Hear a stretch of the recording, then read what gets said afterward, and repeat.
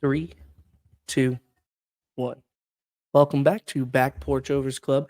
This is episode 41. That said 41, man. We're moving, we're getting these things going, we're grooving. Recap show week 3 of college football. Week 3 slate was not the best on paper. We talked about that. We tried to find the sneaky good picks for you guys last week, and we did, and we came through with you on those sneaky picks. So if you were listening, you knew that a couple of these games could have been sneaky. I know I talked about Syracuse and Purdue. That game was a pretty good game until halftime. Like I said, here we are again. Man, we're gonna get into it. I know it's just me on the back porch today. So Back Porch Nate. So if you're looking for the other guys, I apologize. I know they're better than me. That's why I have them on and I just host, right? But this week's slate, we can get into that.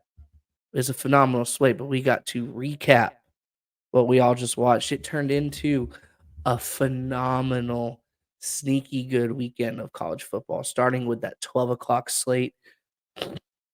That 12 o'clock slate was pretty good, and then our 3 o'clocks and our nighttime, and then the end cap with the Colorado versus Colorado State game.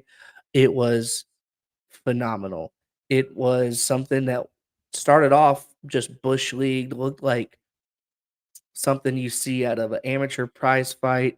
Like Little Wayne didn't need to be there. Like having the team come out of the locker room, like that's what Ralphie's for. That's what the Buffalo's for.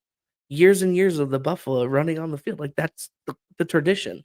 So it was a crapshoot to begin with, and then like all these people at Master P and Kawhi Leonard and all these guys that didn't need to be there were there, and of course ESPN and Fox and CBS. There's milking it for ratings. It ended up being a really good game. It's crazy how when you make things personal, like Colorado was saying, well, guess what? Colorado State made it personal. And you had a mediocre at best Colorado State team walk into Colorado and gave them everything they could. Everything. And it felt just for the inkling that college football meant something again. It didn't mean nil. It didn't mean about me. It was, I'm going to face the guy in front of me and I'm going to slap him in the teeth. And that's football. That was football. That was your rival football. That is something that we've lost in the last couple of years. I miss old school dirty hate. And that's what college football is all about with those deep bedded rivalries. We've kind of lost it in the way with the playoffs. Like, oh, you can lose one game and be in the playoffs or whatever with all the nil stuff. But no, that game meant more than anything. It was in the moment and it felt good. Watching it felt good. I was like, this is a team where, Colorado State, they're way out outranked in talent. We know that. But passion and effort always lead more than talent. And you can't tell me otherwise. I played the game. I've watched the game my entire life. I've seen lesser teams beat bigger teams because they made it personal. And it's because the dude in front of you might be your friend after the game, but during those 60 minutes, he is the devil. And you want to slap him straight in the teeth and you want to put your foot on his throat. And that's what I saw. And we need more of that in college football. We don't need this. Let me share my jersey with you. Let me sign my autograph. I'll see you in the league. No, I'll see you in the league. But right now, I'm going to see you in front of my fist because I'm about to put it in your face. And that is how football needs to be played.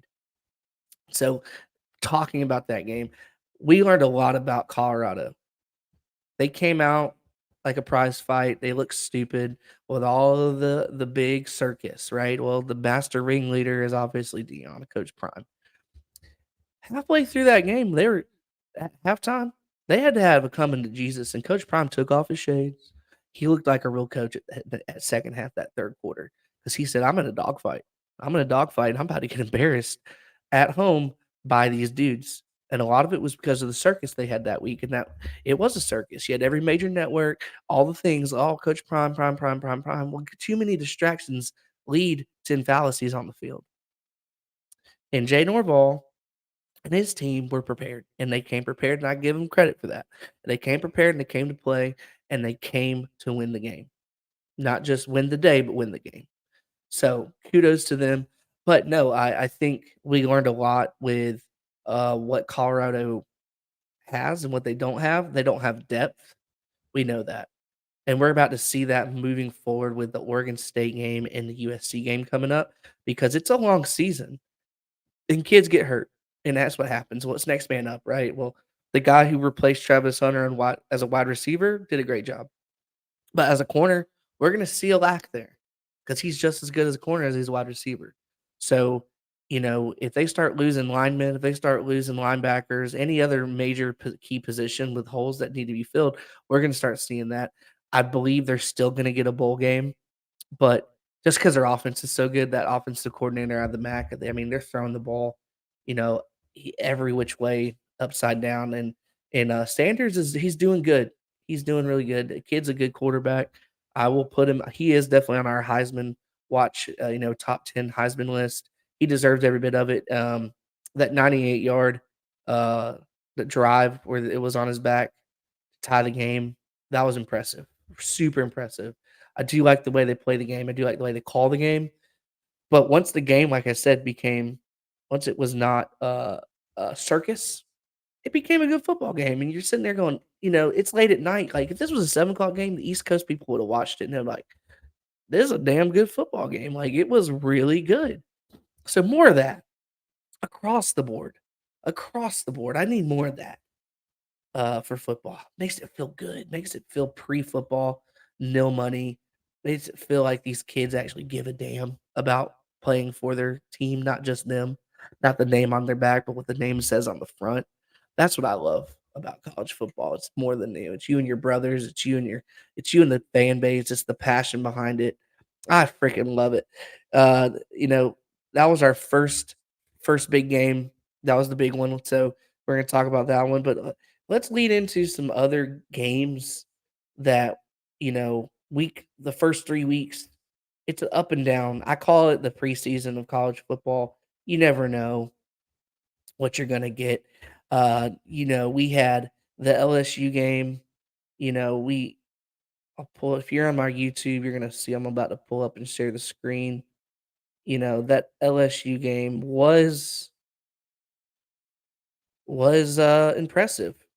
After we've already written them off. Oh, they looked like poop against, they look real bad against, Florida State week 1. Well, that's week 1. That's why the NFL gets 3 weeks of preseason to get the rhythm. So you just get to get the rhythm, to get the vibe, to get the feel of the team, to get everything, and that's what preseason's for, and college doesn't get that, and, that's why, everyone says that's why we, pull the box score for you right here, team stats and everything for the LSU game, that's why you don't write people off week 1. It was a better game, better planned game for Florida State. Florida State obviously had a better team ready to play in those moments, but you don't just walk into Starkville, Mississippi, and, here's your stat line I'm throwing up here. You don't go walk in there and give them the business. It's never that easy to go into Starkville, and Jaden Daniels and, Malik Neighbors and the entire offense looked completely different. They looked like they had they looked like they got kicked in the teeth. When you get kicked in the teeth and you get your face drug in the mud, you're going to figure something out. 1, do I got some balls? And 2, how do I get better? And they went back to the drawing board. Their focus was probably way better in the game, especially during the week leading up to the last 2 weeks. And Jaden Daniels figured out, you know what? If these guys are gonna give me nothing but man zone zero coverage, I'm gonna throw my boy Malik Neighbors. You're seeing that there in the highlights. He was 30 for 34. That is almost near god dang perfect. And he's to me back in the race for player of the year in the SEC and stuff like that. 361 yards, 2 TDs. Malik Neighbors, 13 receptions, 200. I mean, that's ridiculous. 39 yards. If they can continue to do that in the West, doesn't matter where they play, they're gonna just continue to ball out. And their running game was there. They had a total of 530 yards, 26 first downs. They had the time that they controlled this game from the beginning.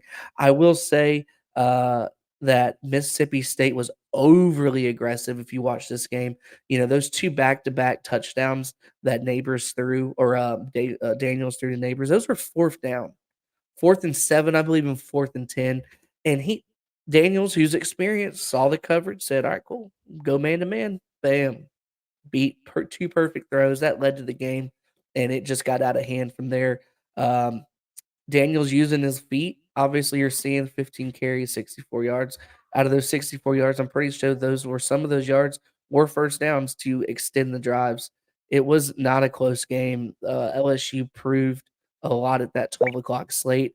If people were watching it, I know I did, and it was a really, really good game for them. So to me, they're proving back to me that they are another top 20, top 10 team again. I like to see what they do this week. This week they are playing, let's bring it up. This week they are playing Arkansas. And this is an Arkansas team that needs a win.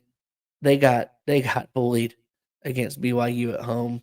And Arkansas is definitely needing a win, and they're walking into a hot trap, a hot mess at LSU. And you don't think at 7 o'clock, look at that FPI 88. It ain't gonna look good for them. They might come out if they make it personal. Anybody can play on the road. So let's see what Arkansas does. I know LSU, they're an 18-point favorite in this game. 55 is the over and under. I can see this getting out of hand quickly if Arkansas does not establish their run game. If they do not establish the line of scrimmage in this game, it can get really bad. You're looking at yearly stats. Here's your average yearly stats. Arkansas is only averaging 370 yards in the SEC. That is not good. LSU is averaging 537. That's their first three games. Obviously, majority on the passing. And Arkansas is a terrible passing defense. So this game could get ugly, and it might get ugly real early. But kudos to LSU getting back in the swing of things when it comes to football. That's why you don't write people off in the first quarter of the season. Now that the first quarter is over, it becomes real. Football becomes real. Each game after this, it's like, all right, we've seen your bad, we've seen your best. Now it's time to put it together. Let's put it together here. I'm trying to pull up these scores. That was the 12 o'clock game I really want to talk about. Then we got to let's move into that Georgia game. If you did watch this game, Georgia looked mundane. They looked mid in the first half. It's a team that it's not the same Stetson Bennett football team. It's not Todd Monken's offensive called team where they just come out, find the holes in the defense, and exploit that with Darnell Washington and Pickens and Brock Bowers, and using the multitude of their running backs that they had. This Georgia team is good. This is a team that's going to give Georgia fans, you know, uh, aneurysms the first half. It's a chess match, but they're gonna lean heavily on their defense to continue to help that offense out.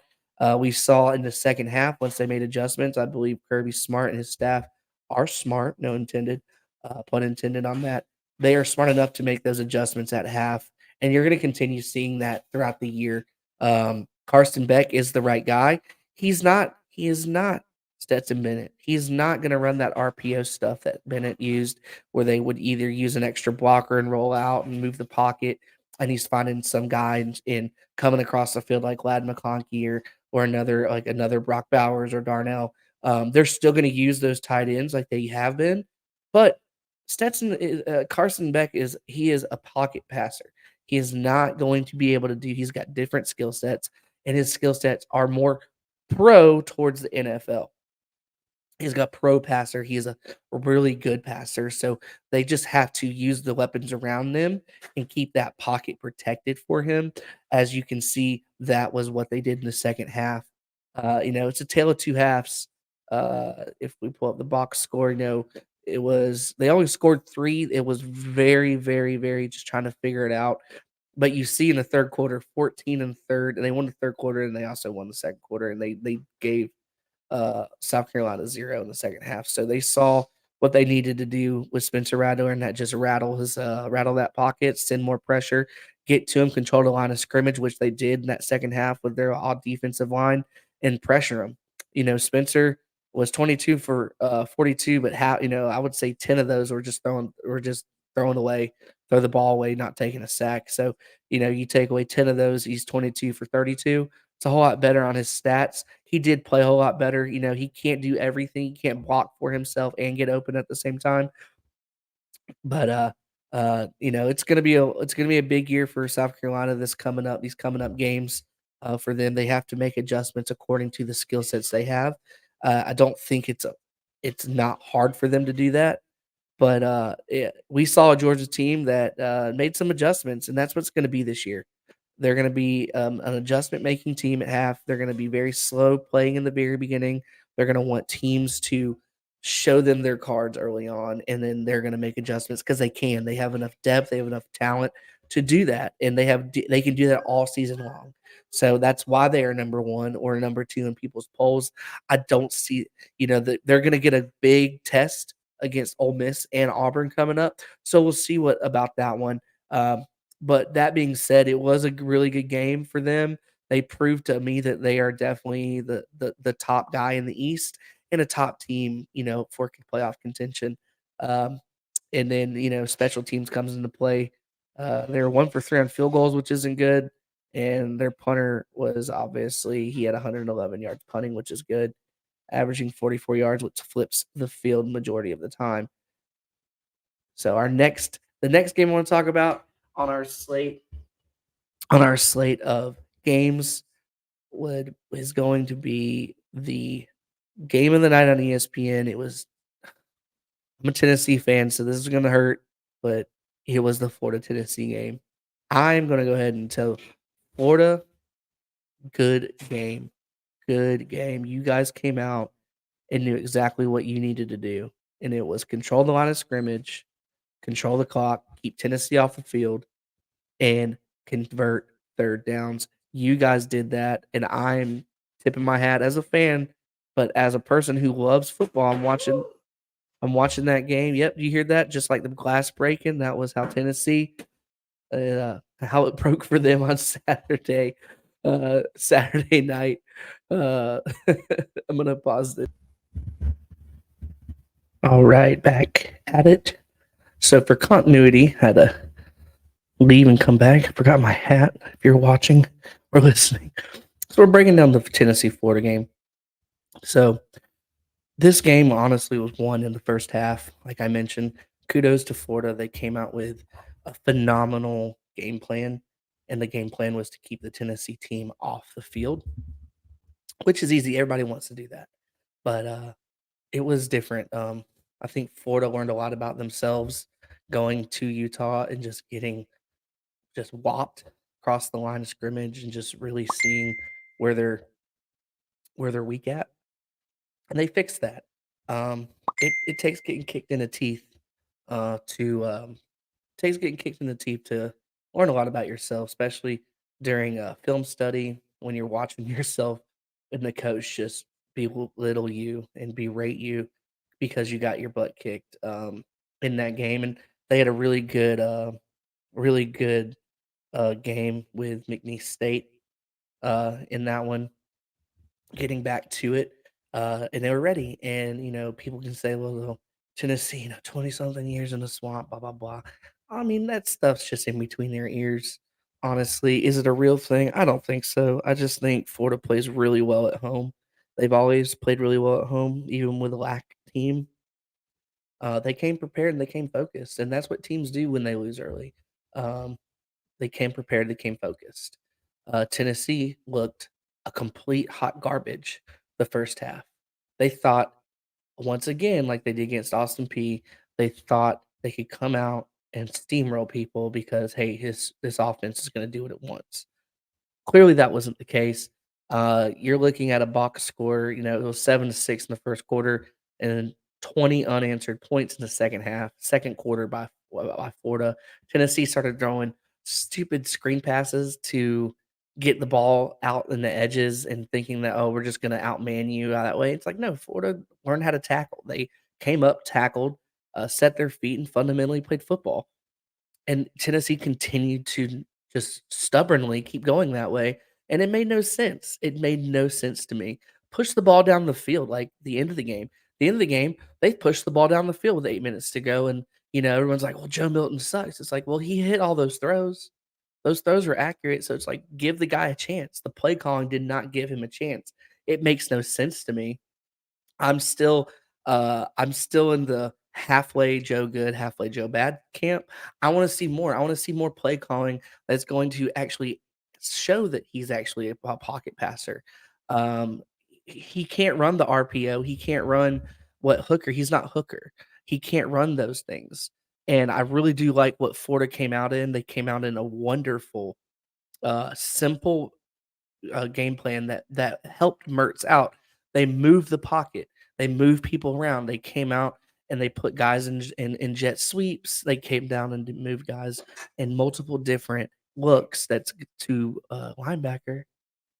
To a linebacker, your eyes are looking in multiple different areas, and it's a lot of eye candy. But you have to read your guards, and they knew Tennessee's linebackers were young from the scouting report, and they took advantage of that. Florida did a wonderful job running an RPO style offense with Mertz, and they continue to move the chains. And there's not a lot of superstars on this team. They have a bunch of guys that can be, but Mertz was on fire hitting those third down and longs, and they did a phenomenal job, in my opinion. Did a phenomenal job, in my opinion, keeping the chains moving, keeping them off the field. Um, they didn't do anything in the second half. The third quarter, they scored 3 points, and that was to end the game. Like, Tennessee made the adjustments, but they put themselves in such a hole and all the undisciplined things in the first half. So they gotta I don't write anybody off. I don't write Florida off. I don't write anybody off on a first loss in the very beginning of the season. So, it's up to Heupel and his guys to come back. You got your teeth kicked in. You took it on the chin. It really tells more about a team when they lose early on and, they come back and play a team like, UTSA. They're playing UTSA at home this week. We'll see what they do. I think they need to push the ball down the field. I don't think they need to push what they were doing last year with keeping the wide receivers so far out. I think you need to run a regular offense like you did when, Heupel was at Missouri with Drew Lock. I think that's the offense they need to type of offense they need to run, not this. They can still go fast, but it's just one of those things where it's just like you gotta coach to what you have. You can't put a square peg in a round hole. You gotta find the right puzzles, and that's what coaches are supposed to do. If you look at the stat line, they wanted to run the ball. I thought Tennessee ran the ball brilliantly in the second half. They started moving the guys around. You have to get Joe Milton in the running game, unfortunately. Like, you have to do that. ETN, 172, 23 carries. They literally wanted to run the ball, and they did, and I give that to them. Um, Mertz, 166, but his QBR was 91. That's all it tells you. That's all I need to know right there, and then if you look down even more, tail of the tape, no like, Joe threw that stupid interception. Um, let's see, no turnovers on Tennessee's. Florida played a clean game. Uh, and then if you go more in depth in that right here, in team stats, first downs, right here, 21-17, but third down efficiency, 7 for 14, right? That was probably all in the first half. I think it was close to like 6 for 8 in the first half with Florida. So kudos to them. I give them the game ball as the coaching staff. They came ready to play, and the swamp was alive. It was loud, like you expect it to be, and it was a 7 p.m. game. So kudos to them. I'm super happy as a Tennessee fan. I don't got to play y'all next year, so I'm super happy about that one. Good luck next year. But I'm sick and tired of playing you guys every year. Just because there's something about if there's an F on someone if there's an F or orange or blue across Tennessee's defender, they piss down their leg. So kudos to them. More recap. Moving on, we're gonna move on to let's go to the I can pull it up. Let's go to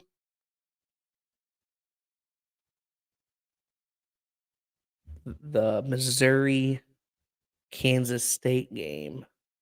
This game was interesting because a lot of people have written off Missouri. And a lot of people, even us on the back porch, we had Kansas State in a clean sweep in our pick 'em, and it's because I don't know if it's because we think Drinkowitz isn't a good coach or he hasn't shown signs of being a good coach, but I think Drink did a phenomenal job coaching up this game. Now at the end of the game, it was a lot to be so it was a lot to, be doubted for, I guess, in the terms of speech. But, this game was a good game, and it really showed Missouri loves playing their Big 12 opponents. And so, it could be that Missouri just misses them, and they like playing them, which that means we get Oklahoma and Texas, so Missouri might be happy that their former friends are coming to the SEC. But I think it's more than that. I think Missouri plays well at home. This is Drink's 3rd year, I believe, or 4th year. He has his quarterback, he has his guys, he has his skills players. It's taken a while. They've really had to find guys for the trenches for Missouri. I think the transfer portal has definitely helped out Missouri.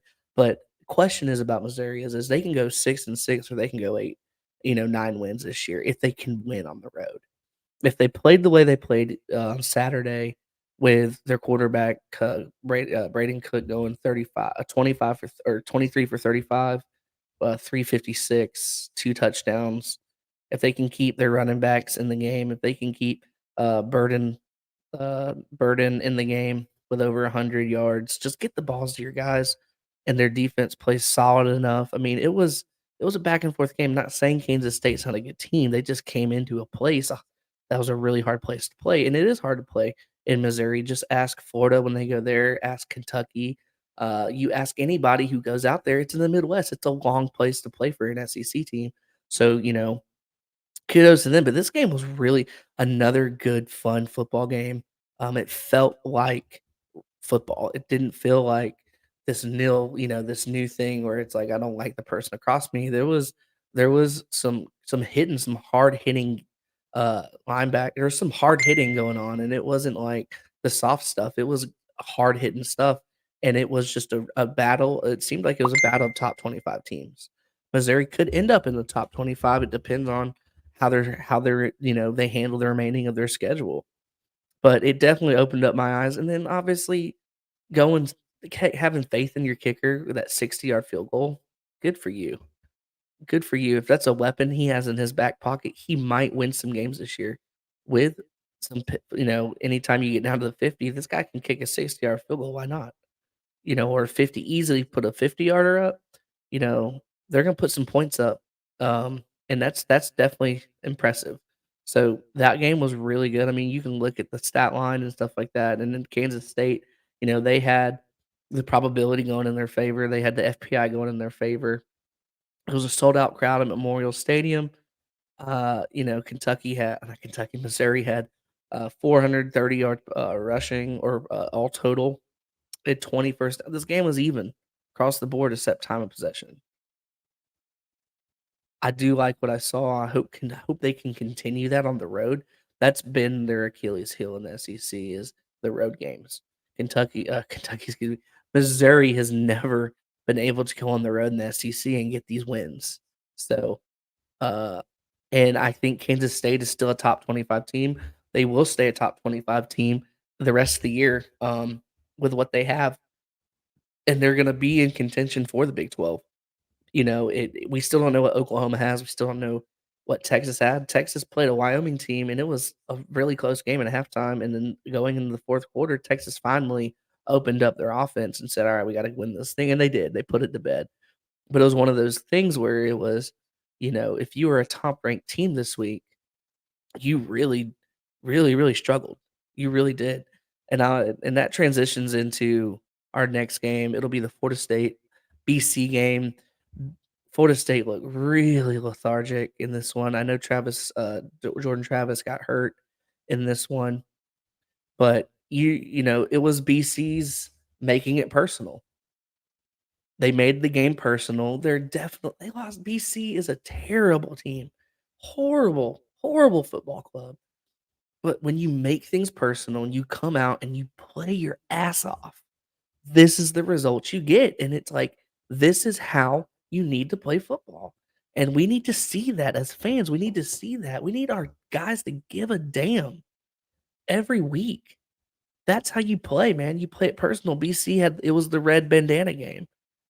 And it is personal when you're playing for a cause like that, when you're playing for a meaning like that. A guy gave his life and, I'd run through a freaking brick wall if I had that pregame speech as well. And Florida State knew this, and they still came out and got just freaking whopped in the first half. They were taking it on the chin the whole time. And it wasn't until certain things went their way that they took over in the game. And games you have to have games like this in order to win the championship. You have to be able to face adversity and overcome that adversity. So in that one, I give them all the respect in that one. For Florida State, it was something that you don't take your opponent lightly. They're gonna get everybody's best, and they don't need to take Clemson lightly this week. Clemson's gonna come out with a game plan, and it's gonna be personal. Clemson's the underdog at home. They're gonna be personal, and they're gonna take everybody's best haymakers. So get ready for that, Florida State fans. But I think this team is still a top 5 team. They are a contender to me in the back porch. We will continue to say go Knowles this week and the next week after that. They have such talent across the board. But hey, it's football. You're never going to blow out your opponent every time, especially when your opponent like BC is playing personal football. So they gotta come out and play personal. They gotta come out and make me care. Like, I want to smother you. They have to come out and play like they're playing against Miami, play like they're playing against Florida this year. Their schedule's not easy, and it's not gonna get any easier moving forward. They have to be the aggressors. They have to come out, smack people in the mouth, and set the tone, and that's what you do. And, you watch this game and you're like the whole time, you're like, "Yeah, they're gonna win," but when are they gonna take over the game? When is it gonna happen? Go down the stat lines. They outperformed what yard-wise. No, they didn't outperform, excuse me, BC outperformed them yard-wise. They played sloppy. I know, Travis got hurt in the game,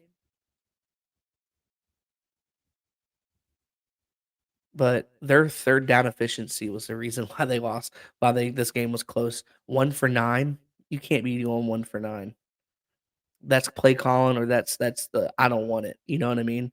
So, they gotta fix that, they gotta get better at that, um, they gotta get off the field, clearly, 8 for 19 on third down efficiencies, they're obviously getting letting BC sustain some drives in that one. Excuse me for my phone's connected to the Bluetooth, so that's why we're doing that. But no, man, I think they're gonna come out a lot. This is good for film, right? Right now they're doing the film studying and stuff like that, and the coaching staff they're looking at themselves deep down. And it's like, do we have what it takes to win this championship this year? Do we have what it takes to beat the Florida, to beat the to beat the Georgias, to beat the Texases, to beat USC? And I think they do. I just think you need to be in games like this to know what your team's made of. And then going into this week with the Clemson game lingering on them at home, at away, that's a good another road test for them.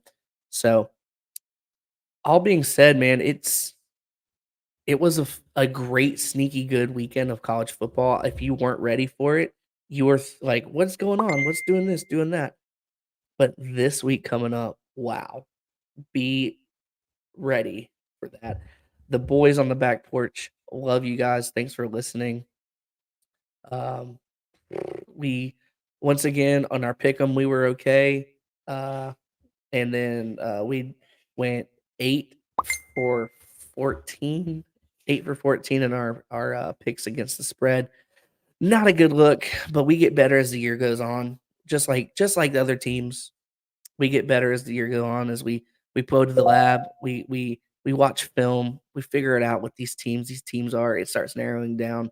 But stay. Thank you for the love. Continue to follow, like, and subscribe. What we're doing here on the back porch. Again, this is Nate going solo on the porch. Be on the lookout for our pick'em show and our preview show. And I know Scott is probably going to have some NFL content coming out too. That being said, have a great week. And, week 4 is going to be phenomenal. Can't wait for that one. So, peace out. Love you guys. Bye.